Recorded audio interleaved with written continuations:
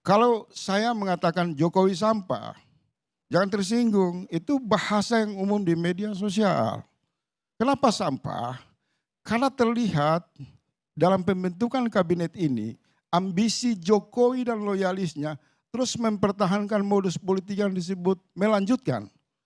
Sementara akal sehat publik dalam perbincangan di seluruh kanal media sosial melihat memang ada sampah di kabinet Prabowo. Saya beri contoh tadi, sampah lewat Menteri Kelautan dalam kasus pagar. Yang bilang sampah tapi siapa tadi? Oh gitu? Oh berarti Anda sampah dong ya? Jadi Astagfirullahaladzim. Di zamannya Pak Jokowi masih kurang apa sih? Demokrasi yang katanya tidak demokrasi. Pak Jokowi itu adalah salah satu pemimpin yang tidak demokrasi. Katanya para penghuni begitu. Tapi mari kita coba lebih membuka mata lagi. Kurang demokrasi apa di masa Pak Jokowi? Banyak sekali aktivis-aktivis, baik itu dari kalangan aktivis mahasiswa, HAM, dan sebagainya. Banyak sekali yang menghina presiden. Salah satu contoh kasus adalah Rocky Gerung yang katanya bilang Pak Jokowi itu plonga-plongo, yang katanya Pak Jokowi itu bajingan, yang katanya Pak Jokowi itu tolol dan sebagainya. Coba kita bayangkan ketika kita berada di masanya Pak SBY misal, atau ada di masanya Pak Soeharto misal. Ada masyarakat, rakyat atau aktivis yang bilang seperti itu kepada presiden, ya tentunya beda lagi ya, beda cerita ya. Saya punya video menarik bagaimana tanggapan dari salah satu politisi terhadap Faisal Assegaf ini. Seperti apa videonya? Mari kita simak bersama-sama. Jangan dikit-dikit Jokowi, dikit-dikit Jokowi.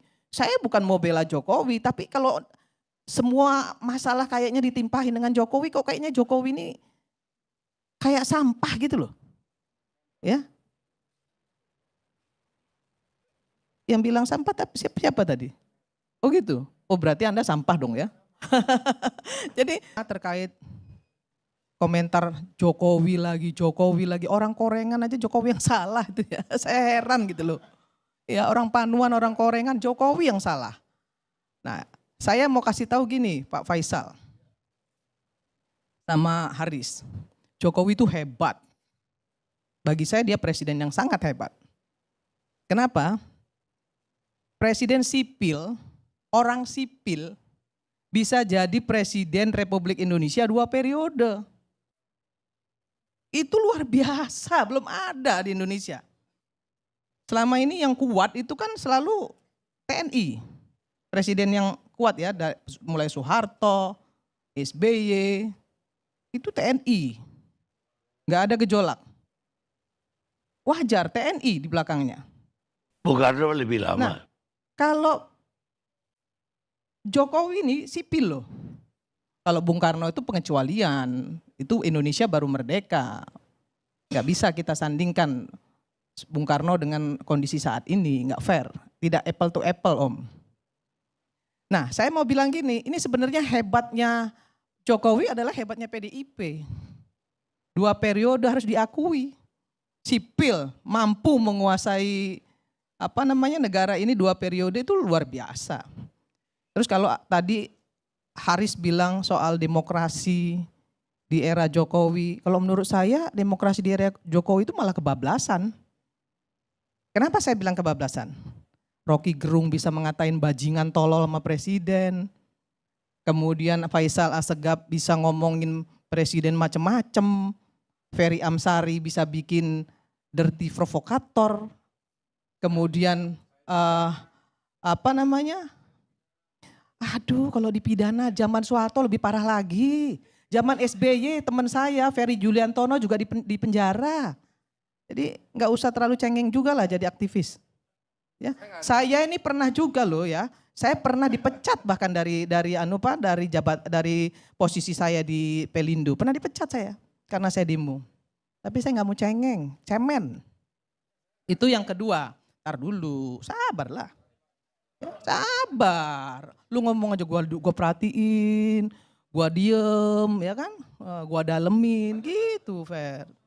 Nah, saya agak-agak risih sebenarnya ya, kalau bicara soal Jokowi itu seolah-olah Jokowi itu virus yang harus dihabisin gitu. Iya, saya heran gitu ya. Harus diingat juga bahwa Prabowo menang tuh karena dia belajar dari Jokowi. Prabowo menang itu karena didukung Jokowi. Kalau nggak didukung Jokowi nggak menang. Itu diakui sendiri oleh Pak Prabowo. Tapi bukan berarti kemudian Pak Prabowo itu jadi bonekanya Pak Jokowi. Jangan dihina lah Pak Prabowo. Dan jangan menghina juga presiden yang sudah banyak memberikan legacy kepada bangsa ini, kepada Indonesia ini. Dan itu diakui oleh masyarakat. Sampai hari ini itu rumah Jokowi itu rame terus. Ya, dan itu nggak bisa dinafikan. Soal ada banyak kesalahan mungkin dari pembantunya, dari beliau sendiri. Gak ada presiden yang semuanya benar. Trump itu apa enggak brengseknya luar biasa. Ya, sangat rasis terhadap Muslim. Banyak presiden-presiden kita juga enggak semuanya sempurna. Emang Megawati sempurna? Enggak. SBY sempurna? Enggak. Soekarno sempurna? Enggak juga. Soeharto apalagi? Gak ada yang sempurna. Ya. Yang sempurna itu Nabi Rasulullah ya, enggak sempurna. Itu manusia pilihan loh. Karena apa? Karena dia manusia. Nah, kesempurnaan itu hanya milik Allah. Nah, jadi kita sebagai bangsa ini, saya enggak pernah mau berpihak kepada siapapun, saya berpihak kepada Indonesia. Saya enggak mau Indonesia ini gaduh. Ya. Kita harus mendukung program pemerintah yang bermaslahat untuk rakyat. Kalau memang nggak bermaslahat ya kita kritisi, nggak ada masalah. Kritisi. Nah tadi dikatakan bahwa Pak Prabowo sudah memotong anggaran dan itu luar biasa menurut Faisal Asgaf. Nah, ini salah satu bukti bahwa mantan Presiden Joko Widodo itu adalah sangat demokrasi sekali. Bukan hanya Pak Jokowi. Seluruh keluarganya Pak Jokowi, seluruh keluarga Solo itu semua dihina, dicaci maki, bahkan menjadi bahan perbincangan, menjadi bahan olok-olok. Masih kurang demokrasi apa? Mengatakan sampah kepada Pak Jokowi juga. Ya, kalau berbicara persoalan demokrasi, Pak Jokowi sudah sangat demokrasi. Tidak pernah membatasi masyarakatnya atau rakyatnya untuk bernarasi, untuk mengkritik, bahkan bukan hanya mengkritik, menghina pun juga dibiarkan oleh Pak Jokowi. Lalu kemudian terkait persoalan yang ada di Republik ini, seolah-olah Pak Jokowi ini adalah orang yang paling tidak benar. Bahkan mungkin ya orang yang tidak suka kepada Pak Jokowi mungkin persoalan gorengan saja yang disalahkan ya Pak Jokowi gitu. Ya semua akar persoalan dari Pak Jokowi, semuanya dari Pak Jokowi. Seolah-olah Pak Jokowi ini orang yang paling buruk ya. Ayolah kita bersama-sama untuk cerdas dalam menilai. Kalau memang ada kebijakan dari Pak Jokowi ketika memimpin ya dikritik. Tapi kalau ada yang positif, mari kita apresiasi. Pembangunan-pembangunan di masa Pak Jokowi banyak sekali. Dari infrastruktur dan bangunan-bangunan yang lain. Nah, itu adalah penjelasan dari Ibu Irma ya, di mana Ibu Irma ini adalah politisi dari Partai Nasdem yang memang dari awal Ibu Irma ini tidak memihak kepada siapapun. Beliau memang berpikir secara realistis dan bahkan kita ketahui bersama bahwa dari Partai Nasdem tidak masuk dalam tatanan kabinet merah putih ya, karena Nasdem konsisten dalam bagaimana dia untuk mendukung pemerintahan Merah Putih dari luar kabinet. Bu Irma ini memang menyuarakan bukan berpihak kepada Pak Jokowi, akan tetapi dari narasi-narasinya Bu Irma memang banyak sekali yang masuk akal ya. Karena dari awal kita masih kurang apa di masa kepemerintahan Pak Jokowi. Secara demokrasi, kurang demokrasi apa di masanya Pak Jokowi, kan begitu. Nah, berbicara persoalan 100 hari kerjanya Pak Prabowo, tentu banyak sekali yang memang pro dan kontra. Apalagi kita mendengar dari Ibu Irma ini bahwasanya anggaran dari pemerintahan Merah Putih ini masih bisa dicairkan di pertengahan bulan Januari. Artinya baru masih setengah bulan Kabinet Merah Putih bekerja sesuai dengan programnya masing-masing. Dan waktu setengah bulan tentu ini bukan waktu yang sangat lama. Tentu ini yang sangat sebentar, waktu yang sangat pendek. Artinya tidak bisa kita mengukur kesuksesan kinerjanya Pak Prabowo ini dalam setengah bulan ini. Ya, kalau berbicara persoalan kepuasan publik 80,9% itu bukan atas landasan kinerjanya Presiden Prabowo dan Gibran, akan tetapi mungkin publik itu puas terhadap bagaimana keseriusan dari Presiden Prabowo dan Gibran ini untuk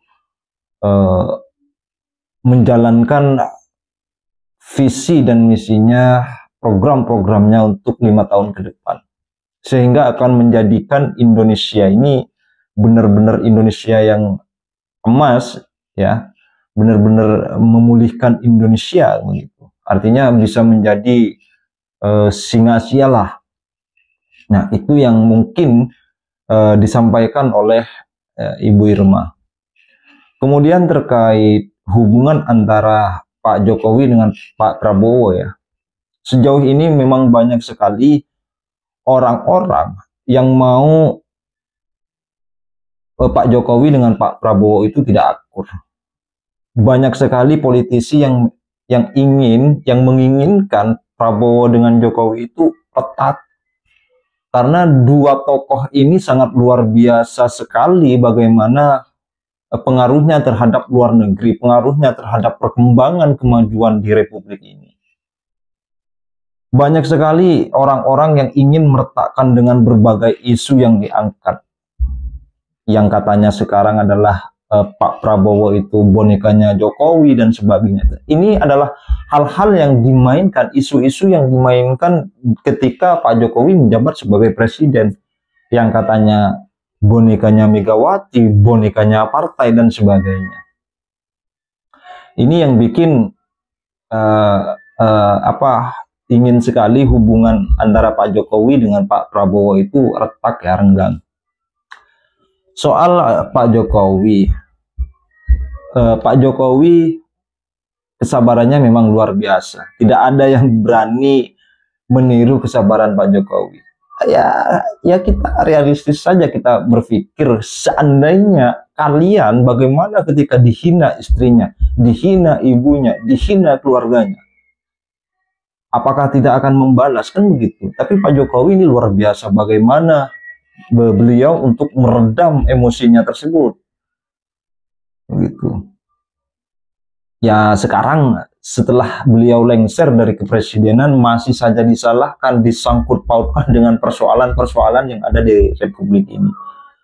Jangan-jangan nanti ketika ada gereja rusak, masjid rusak, ataupun apalah rusak, itu kesalahan Pak Jokowi.